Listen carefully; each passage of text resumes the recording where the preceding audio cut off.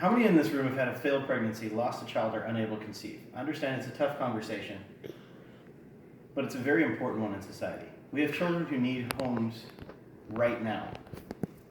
According to the article entitled Foster Care from childrensrights.org, over 670,000 children were in the foster care system in 2015. What if you knew those children were there but couldn't go to homes that would love them because of the couple's life choices?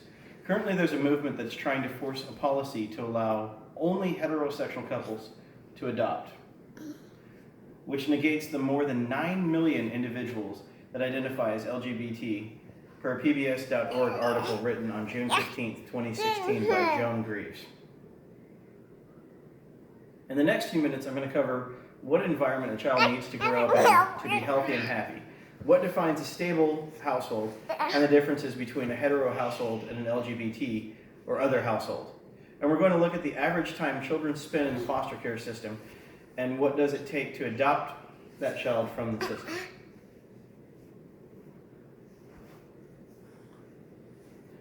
How was your childhood? Did you grow up to be happy? Are you successful? Or are you laughing like him? So, with that in mind, the current argument facing adoption rights for families and children is, what does the child need in the household to live a happy and healthy life? According to a September 22, 2008 article entitled Academic Success Begins at Home, How Children Can Succeed in School by Kristen Kim from heritage.org, children need a strong family structure and parental involvement. The article does not declare what type of family structure or parental involvement the child needs. Further, down in the article, it discusses the need for children to grow up in intact families, and in families that have stayed married and are committed together. But it doesn't go into the differences between a hetero marriage or an LGBT marriage. Based on the basic needs that children require a stable home environment with active and involved parents, how are LGBT or other family situations different from hetero families or even blended families? Going further into March 31st, 2011 article by Dr. Justin Lemar, which was posted to scienceofrelationships.com entitled How Are Gay and Heterosexual Relationships Different? It states, contrary to popular belief, relationship health and quality is quite similar across gay, lesbian, and heterosexual partners. The article goes on to explain that gay and lesbian couples actually are nicer when they fight because they use more humor as they argue. If children can learn how to grow stronger because of how their parents interact, and there's no major difference in relationships, health, and quality between LGBT and hetero families, then what else does the child need to be adopted? In the state of Texas, the Department of Family and Protective Services, under the article Requirements for Foster or Adoption, which can be found at dfps.state.texas.us, explains the basic requirements for adoption or fostering a child in the state of Texas. You have to be 21, financially stable, and responsible and mature adults. You have to complete an application, or the staff can help you.